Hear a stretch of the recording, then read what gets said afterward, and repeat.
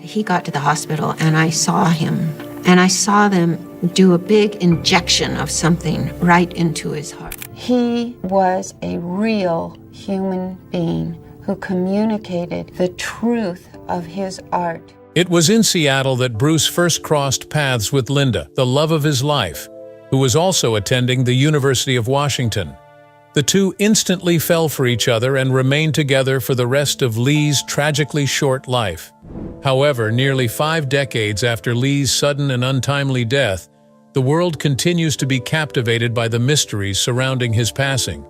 Of course, the sorrow of his passing has not diminished for Linda and Shannon, her only surviving child from Lee. But the circumstances surrounding Lee's death have confounded folks for decades. At 79, Linda Lee Cadwell finally broke her silence on Bruce Lee's death. To get some perspective, let's start with the tragic moment: Bruce Lee's sudden collapse at the peak of his career. In May 1973, Bruce Lee was in Hong Kong working on the final stages of Enter the Dragon, the groundbreaking film that would cement his legacy as a global icon. By this time, Lee was already an icon. He had come a long way. Born in San Francisco in 1940 and raised in Hong Kong, Bruce was introduced to martial arts and the world of cinema from an early age.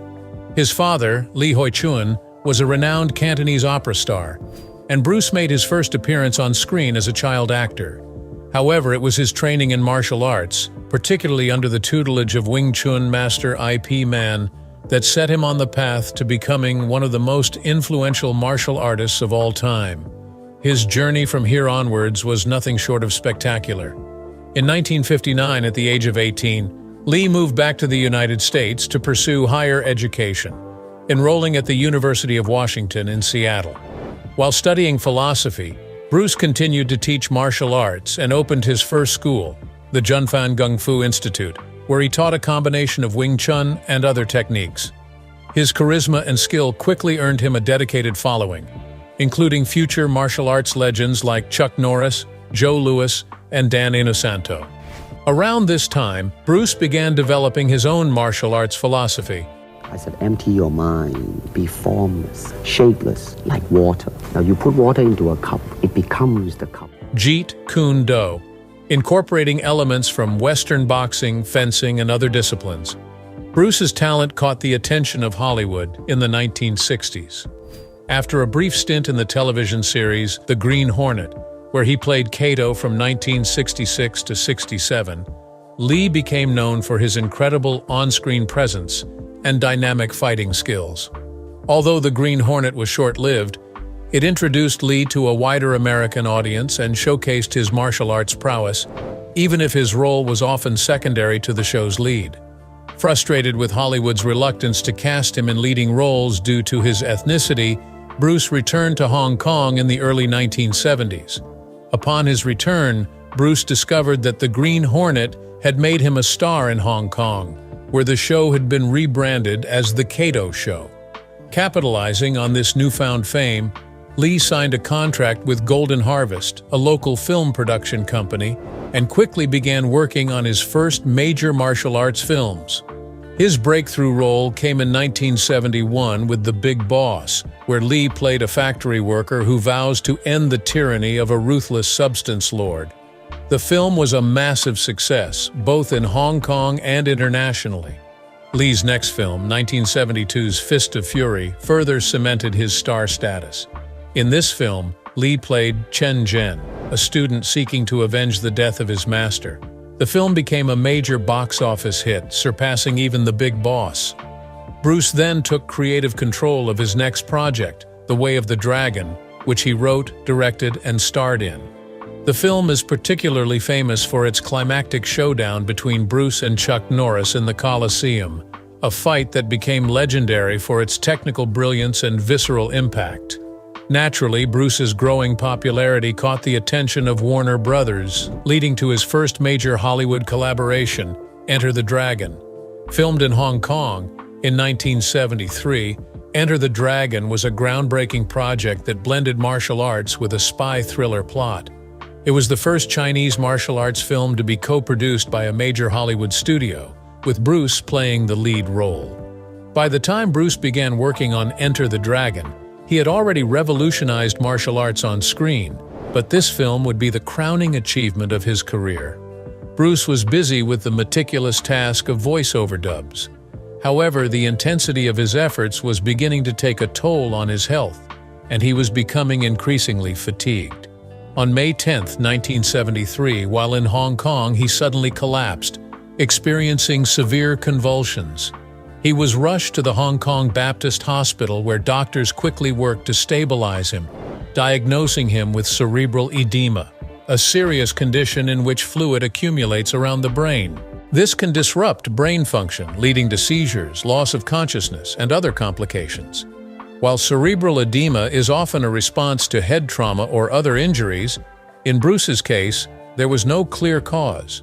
The medical team was perplexed. Although they managed to reduce the swelling and Bruce was eventually released from the hospital, concerns lingered. His friends, family, and colleagues were all on edge, knowing that something was deeply wrong but unsure of how to address it.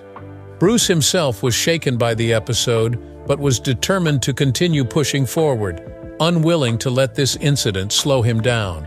He sought further medical advice, traveling to the United States and visiting the UCLA Medical Center in Los Angeles. It was here that he underwent an extensive series of tests to uncover the root cause of his sudden collapse. Doctors at UCLA diagnosed Bruce with a grand mal seizure, which is also known as a tonic-clonic seizure. It is a type of seizure that involves the entire body and often results in loss of consciousness and violent muscle contractions. The condition is often linked to underlying neurological conditions, but despite conducting numerous medical tests, the doctors were unable to pinpoint the exact cause of Bruce's episode. Bruce had spent years cultivating his body into peak physical condition, adhering to a strict regimen of training, diet, and mental discipline. To now face a debilitating health issue that could not be easily explained or resolved was undoubtedly frustrating. Still, he continued to work, channeling his energy into completing Enter the Dragon.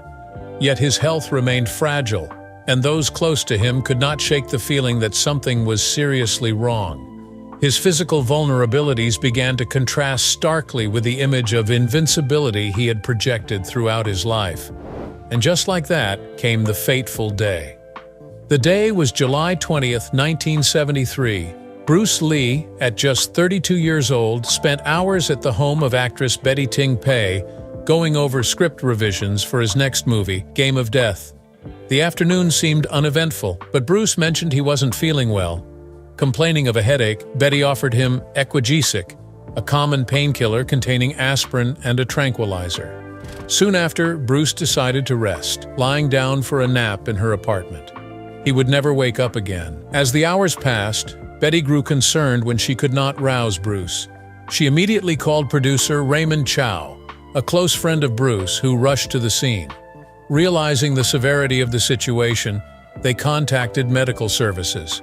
By the time Bruce was taken to Queen Elizabeth Hospital in Hong Kong, it was too late. On July 20th, 1973, the doctors declared Bruce Lee dead on arrival. According to the coroner's report, the cause of death was listed as cerebral edema. The official story was that Bruce had suffered an allergic reaction to the Equagesic, which triggered the swelling in his brain. Despite this conclusion, the circumstances surrounding Bruce Lee's death remained clouded in mystery. Many refused to accept the official explanation, speculating that something more sinister must have occurred. The ambiguity of the official reports only fueled the growing speculation. While the coroner ruled that his death was due to a death by misadventure, meaning an accidental death, the idea that a simple painkiller could have led to such a catastrophic outcome was difficult for many to believe. Bruce's wife, Linda Lee Cadwell, would later reveal that Bruce had suffered from unexplained symptoms for months before his death, including headaches, dizziness, and seizures. While the fog of mystery hung over everyone, there were some urgent concerns. The legend had to be given a proper goodbye. The funeral. On the evening of July 24, 1973, the streets outside the Kowloon funeral parlor were flooded with mourners who gathered to pay their final respects to Bruce Lee.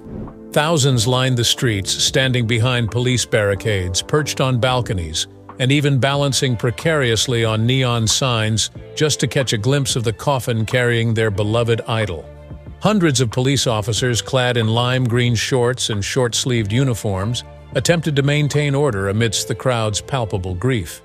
Inside the funeral parlor, a procession of celebrities and close friends arrived to honor Bruce Lee.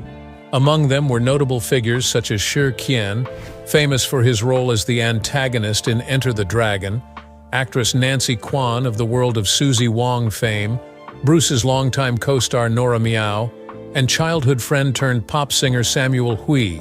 Lo Wei, who had directed 2 of Bruce's films, was also in attendance. However, Betty Ting Pei, the actress in whose apartment Bruce had tragically passed away, was nowhere to be seen.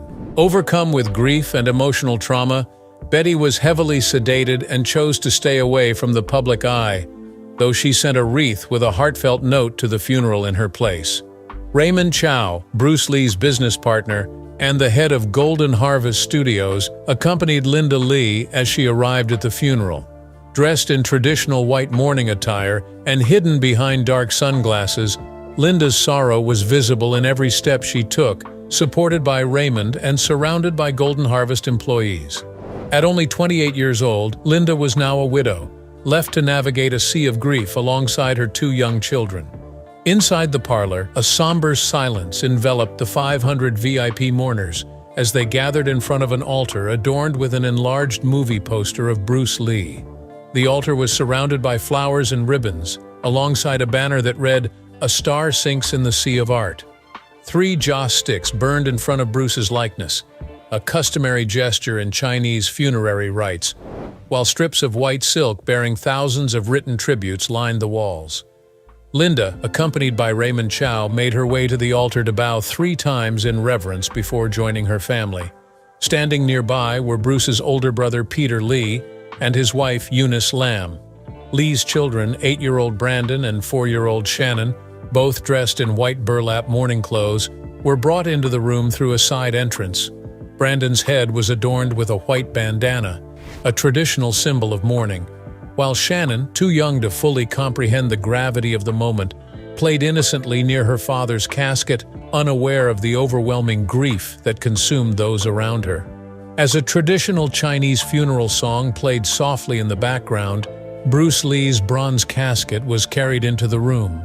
The top half of the coffin was opened, revealing Bruce's body beneath a protective glass enclosure. Dressed in his iconic blue Chinese outfit from Enter the Dragon, Bruce's face, despite the layers of makeup, appeared pale and distorted beneath the glass. Friends, family, and guests quietly filed past the casket, paying their final respects, while photographers discreetly attempted to capture the solemnity of the moment. Linda, visibly shaken, approached her husband's side. She trembled, wiping away tears with a handkerchief while struggling to maintain composure. This was the final goodbye. Bruce Lee had chosen Seattle as his final resting place long before his untimely death, and it was in Seattle's Lakeview Cemetery, nestled north of Volunteer Park on Capitol Hill, where he was laid to rest. To Bruce, Seattle had been his sanctuary, a place where he had found happiness and stability amid a life of constant movement. It was in Seattle that he had completed his high school education at Edison Technical College, and it was from here that his career had taken flight. The city held immense personal significance, symbolizing not just a home, but a launchpad for his impressive life and career. It was also where he met his wonderful wife, Linda Lee's heartbreaking regret. Born in Everett, Washington, in 1945 to devout Baptist parents of Swedish, Irish, and English descent, Linda Emery met Bruce while attending Garfield High School in Seattle. She was training to become a teacher when Bruce, already passionate about martial arts, began instructing her in Kung Fu. Their connection grew, leading to a private wedding on August 17, 1964. During this time, interracial marriages were still met with societal resistance, but the couple defied conventions, forging ahead despite the challenges. Throughout their marriage, Linda stood by Bruce as he pursued his dream of transforming martial arts and breaking into the film industry. Together, they had 2 children, Brandon and Shannon Lee. Bruce's untimely death was a devastating blow to his family, yet Linda's commitment to Bruce's legacy never wavered. She carried forward his revolutionary martial arts philosophy, Jeet Kune Do, and worked tirelessly to ensure his life and work were remembered. In 1988, Linda remarried, this time to screenwriter Tom Bleecker, but their union ended in divorce 2 years later. In 1991, she found lasting happiness with stockbroker Bruce Cadwell, with whom she settled in Rancho Mirage, California. Despite stepping away from the spotlight, Linda continued to honor Bruce's legacy until her retirement in 2001, when she entrusted the responsibility of preserving Bruce's martial arts philosophy to their daughter, Shannon.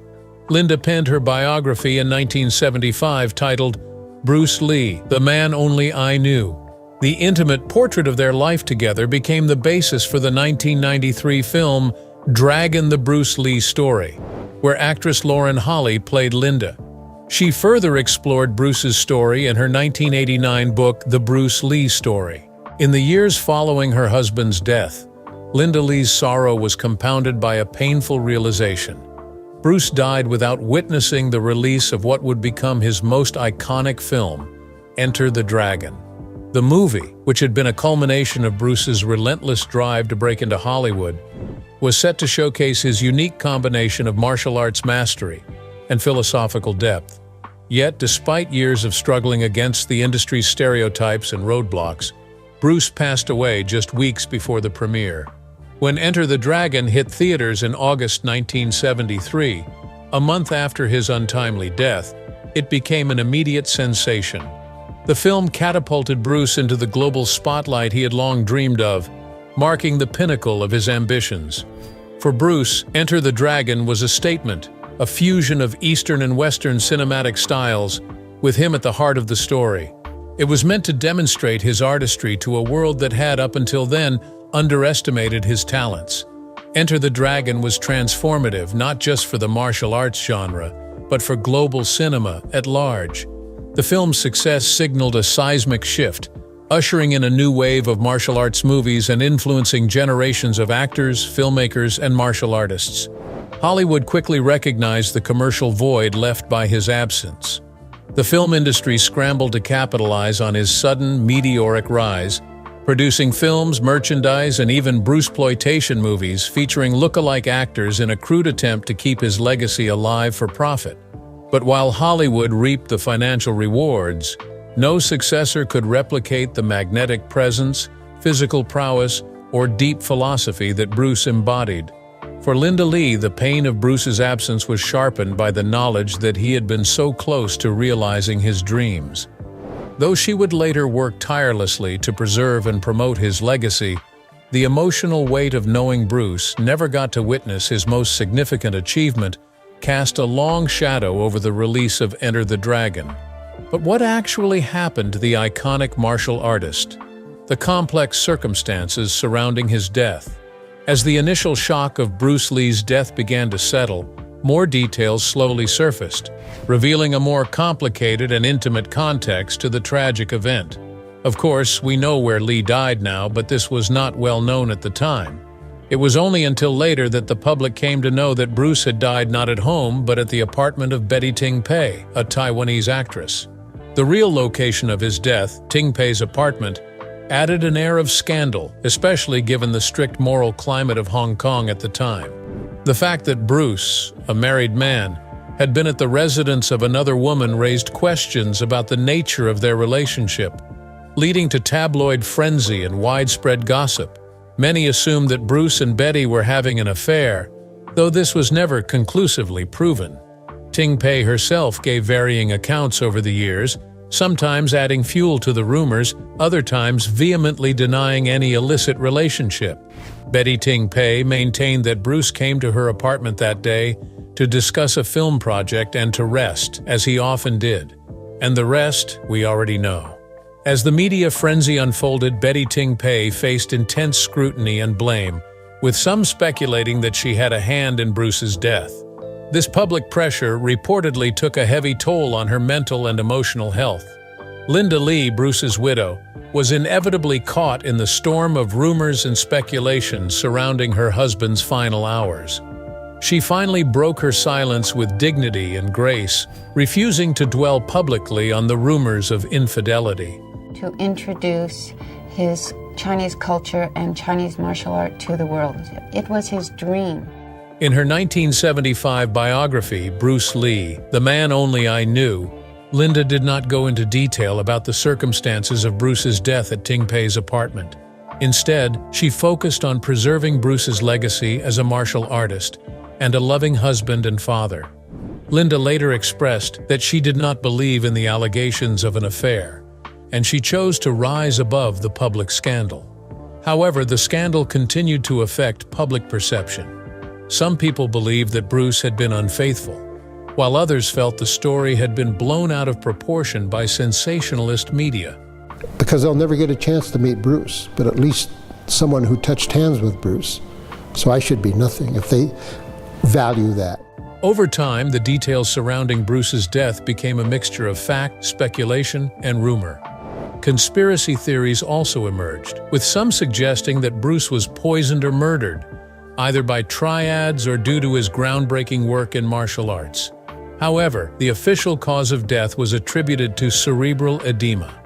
Moreover, Betty Ting Pei's decision to give Bruce Lee equagesic has been scrutinized over the years.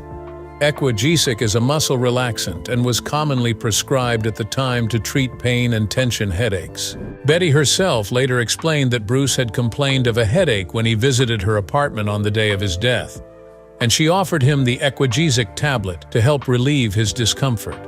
At the time, it wasn't considered particularly out of the ordinary for someone to take a medicine like equagesic, especially for treating headaches or muscle pain, as it was widely available and commonly used. However, after Bruce's death, the medication came under scrutiny because it was later determined that he suffered from cerebral edema, and there was speculation about whether the equagesic might have triggered or exacerbated this reaction. While it is unclear whether the equagesic alone was the cause of Bruce's death, some doctors suggested that Bruce may have had a severe allergic reaction to meprobamate, one of the components of the medication. This reaction could have caused or worsened the cerebral edema that ultimately led to his death. Betty Ting Pei defended her decision to give Bruce the medication, stating that she was only trying to help him with his headache, unaware that he might have such a reaction. In later interviews, Betty Ting Pei expressed regret and sorrow over the events that took place on that day, but maintained that she had no way of knowing Bruce would have such a severe reaction to the medication. While the coroner's report confirmed that Bruce had experienced a hypersensitive reaction to equagesic, for many, it was hard to believe that someone as physically powerful and disciplined as Bruce Lee could be felled by something as seemingly innocuous as a headache pill. Naturally, many sought alternate explanations, from conspiracy theories involving rival studios to outlandish claims of martial arts vendettas. Now let's take a look at some of these explanations. Matthew Polly's heatstroke hypothesis. In his biographical work, Bruce Lee, A Life, Matthew Polly offers a compelling and controversial theory surrounding Bruce Lee's death. Through meticulous research and a fresh examination of the events leading up to Bruce's passing, Polly presents the case that Lee may have died from heat stroke. This theory is grounded in the extreme heat conditions in Hong Kong on the day of Bruce's death, as well as Bruce's physical vulnerabilities at the time, exacerbated by his rigorous work routine and intense determination to maintain his fitness. In July 1973, Hong Kong was experiencing sweltering temperatures, and on the day of his death, Bruce spent hours under unventilated conditions. Polly highlights that Bruce had undergone surgery to remove sweat glands from his armpits earlier that year, a decision Bruce made for aesthetic reasons to look better on camera, but one that severely hindered his body's ability to cool down. According to Polly, the combination of Hong Kong's oppressive heat and Bruce's reduced capacity to regulate his body temperature created a perfect storm, triggering heat stroke, which ultimately proved fatal. Polly also presented eyewitness testimonies from those present during Bruce's final hours to substantiate his claims.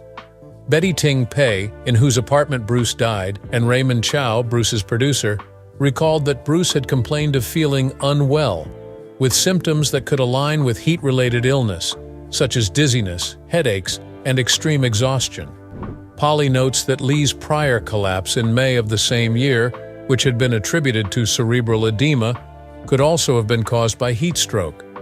Moreover, Bruce's relentless work ethic played a pivotal role in his deteriorating health. In his final months, Bruce was balancing a crushing schedule of film production, script revisions, and physical training, all while pushing his body beyond its limits. He was known for his obsessive drive to perfect every aspect of his craft, often enduring long hours in the oppressive Hong Kong heat without adequate rest or hydration. Bruce was essentially consumed by his ambitions, determined to break barriers in Hollywood and martial arts cinema, but unaware that his physical decline was creeping up on him. But wait, there's more. Dr. James Filkin's SUDEP theory. Dr. James Filkins, a pathologist from Chicago, theorized that Bruce's death may have been caused by an undiagnosed condition known as sudden, unexpected death in epilepsy or SUDEP. This is a condition where individuals with epilepsy suddenly pass away, often without a clear preceding cause. It wasn't officially recognized in medical literature until 1995, more than 2 decades after Bruce's death.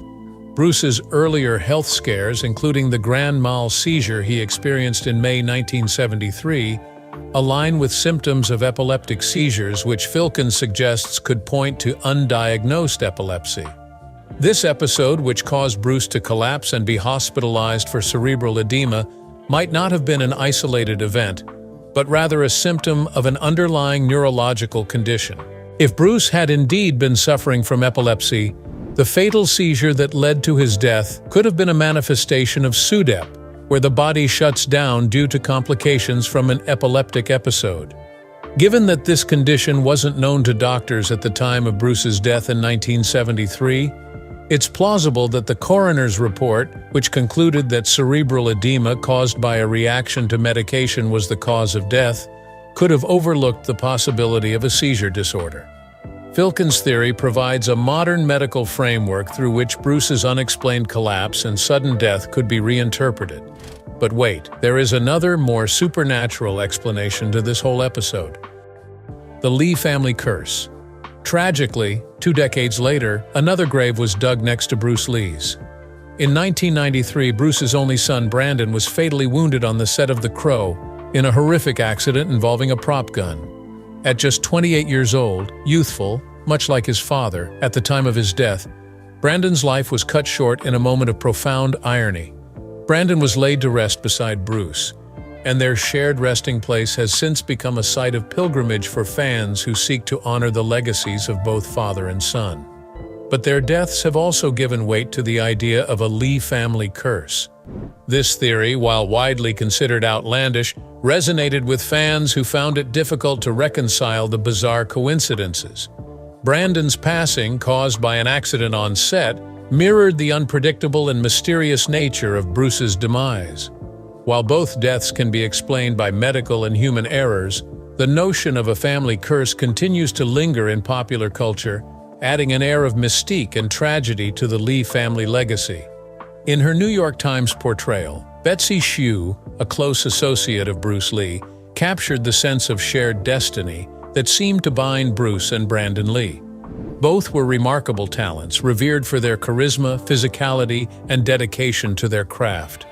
Yet both were also struck down at pivotal moments in their careers, leaving behind not only a grieving family, but also an enduring sense of what might have been.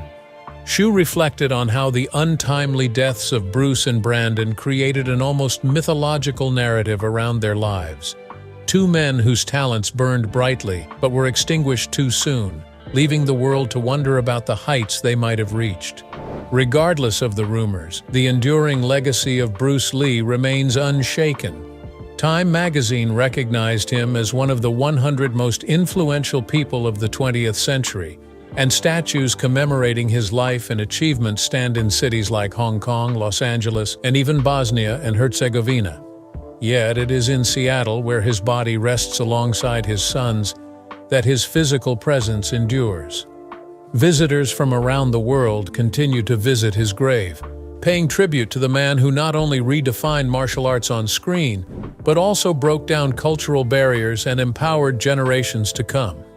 Bruce Lee will forever be remembered as a symbol of resilience, strength, and the pursuit of excellence. Well, that's it for now. Thanks for watching. Did you like this video? If you did, please consider liking, dropping a comment, and hitting the subscribe button so that you don't miss out on our new uploads. Also, don't miss this video you see on your screen right now. It's truly unbelievable.